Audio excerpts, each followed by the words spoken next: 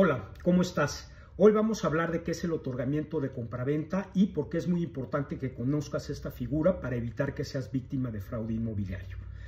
Como hemos visto, cuando vayas a tener una operación en la que vayas a comprar o a rentar un inmueble, tienes que exigirle al vendedor que te presente su escritura en la que conste que es el propietario.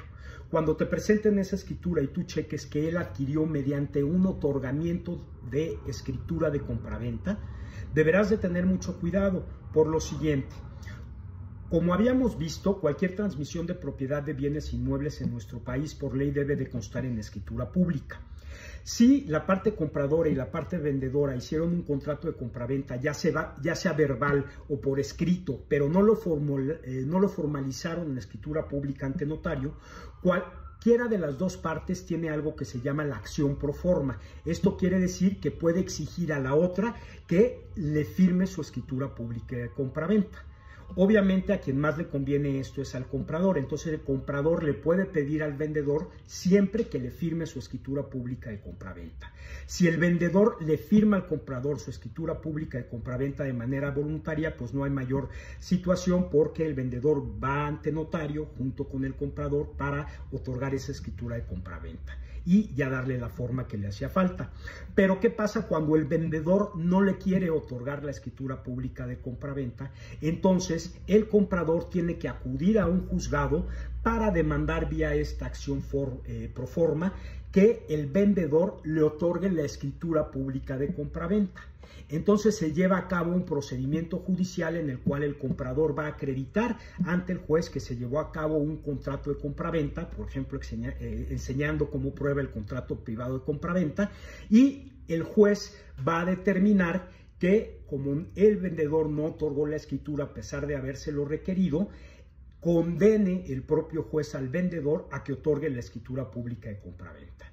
Si a pesar de esa sentencia, cuando le es notificada al vendedor y se le dice, de acuerdo con esta sentencia, tienes que ir a firmar la escritura pública de compraventa con tal notario, si a pesar de eso el propio vendedor no se presenta a la notaría a firmar la escritura pública de compraventa en favor del comprador, incluso la ley le permite al juez afirmar en rebeldía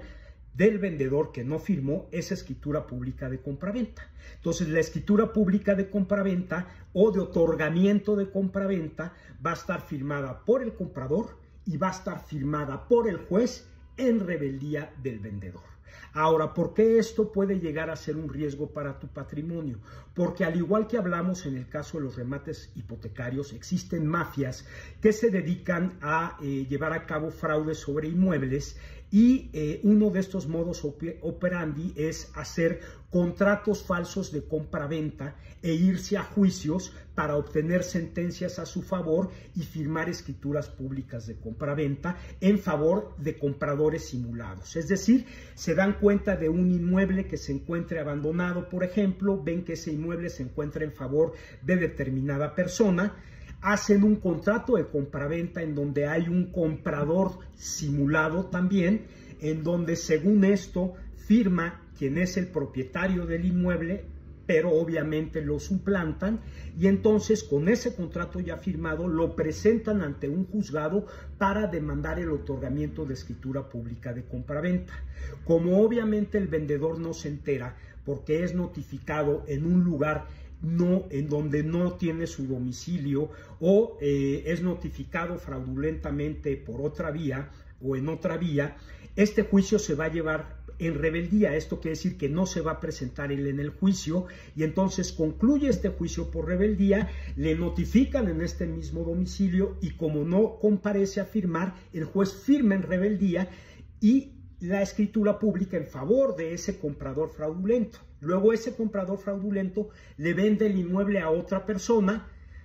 que puede estar en el mismo esquema de defraudación o a otro tercero que no lo está, y lo que genera como riesgo esto es que el día de mañana, cuando el verdadero propietario del inmueble se llegue a enterar de que su inmueble no está a su nombre, puede iniciar procedimientos judiciales para tratar de recuperar su inmueble, tirar las operaciones inmobiliarias y o obtener alguna cantidad porque fue privado de su inmueble. Entonces, eso genera un grave riesgo para la persona que tenga esa propiedad y que la haya adquirido de la persona que la adquirió mediante otorgamiento de escritura de compraventa. Por esa misma razón, los bancos y el Infonavit no dan créditos